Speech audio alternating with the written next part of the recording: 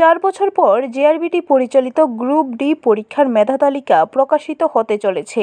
শনিবার মহাকরণে সাংবাদিক সম্মেলনে একথা জানিয়েছেন মন্ত্রী সুশান্ত চৌধুরী। তিনি জানান, দীর্ঘদিন ধরে গ্রুপ ডি ফলাফল ঘোষণা করা যায়নি, কারণ লোকসভা নির্বাচন, পঞ্চায়েত নির্বাচন সহ ভয়াবহ বন্যার কারণে ফলাফল ঘোষণা করা যায়নি। জেআরবিটির গ্রুপ ডিতে প্রায় 2500 শূন্যপদ রয়েছে। এই শূন্যপদগুলি পূরণ হলে রাজ্যের বেকারদের অনেকটা সমস্যার সমাধান হবে বলে অভিমত ব্যক্ত করেন মন্ত্রী। তিনি আরও বলেন, মেধা তালিকায় যাদের নাম আসবে তাদের রাজ্য সরকারের পক্ষ থেকে অগ্রিম শুভেচ্ছা জানানো হচ্ছে। মন্ত্রী আরও জানান, সরকার বিভিন্ন দপ্তরে শূন্যপদ পূরণ করার সিদ্ধান্ত গ্রহণ করেছে। সে শূন্যপদের বিষয়ে তুলে ধরেন মন্ত্রী সুশান্ত চৌধুরী। তারপর আমাদের অনাকাঙ্ক্ষিত বন্যা, রাজ্যের হাজার হাজার মানুষ সে বন্যার কবলে, এবং তার থেকে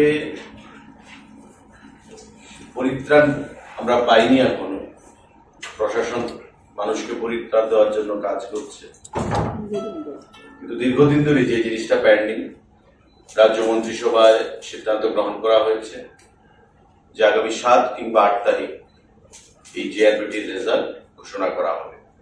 যারা পরীক্ষা দিয়েছেন, একটা উৎকণ্ঠার মধ্যে আছেন, বা বরাবরই আমাদেরকে সামাজিক মাধ্যমে, ফোনে, বিভিন্নভাবে সংবাদপত্রগুলোর মাধ্যমে জেআরবিটির পরীক্ষার ফলাফল নিয়ে সেখানে উদ্গ্রীব হয়ে বসে আছেন, তাদের জন্য সেটা সুখবর। যারা সফলতা লাভ করবেন তাদেরকে সবাইকে রাজ্য মন্ত্রী পরিষদের তরফ থেকে আমরা অগ্রিম অনেক অনেক শুভেচ্ছা জ্ঞাপন করছি। 7 কিংবা 8 তারিখে জেআরবিটির রেজাল্ট সেখানে ঘোষণা করা হবে। রাজ্য মন্ত্রিসভায় সেই সিদ্ধান্ত গ্রহণ করা হয়েছে। Group D, JRBT group D. আমাদের ব্যুরো রিপোর্ট, খবর ত্রিপুরা।